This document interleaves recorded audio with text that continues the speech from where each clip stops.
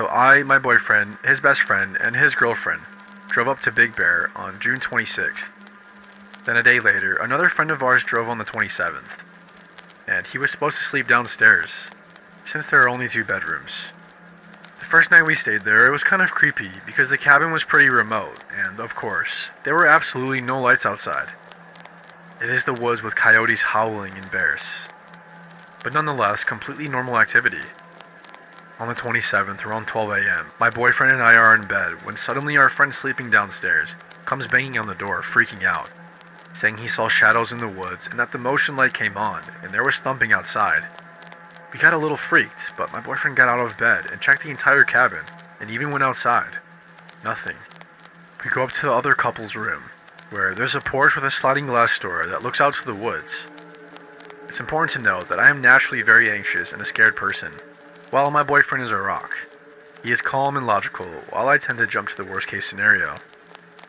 My boyfriend goes over to check the last place in the cabin, so he pulls the curtain and jumps and yells, "Oh no!" At this point, I'm terrified. My boyfriend is a 180-pound CrossFit coach, and to see a big guy like that scared is nauseating. He locked the door and backed away slowly. He quietly says, "There's a large man standing outside staring at us. He's just standing in the woods looking at us." At this point, I'm thinking he's fucking with me. He looks at me and says, "Go lock the door, now." That's when I knew he was serious. Everyone is of course freaking out.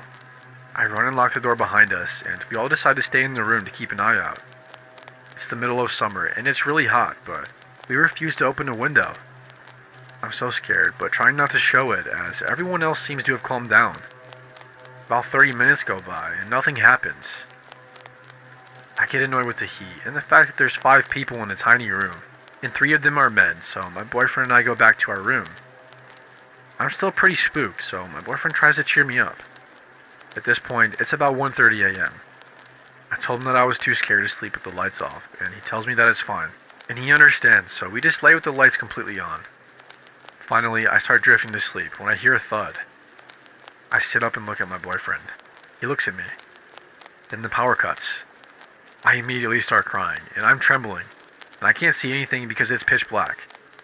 I try to get out of bed and run, but my legs are tangled in the sheets, and I fall.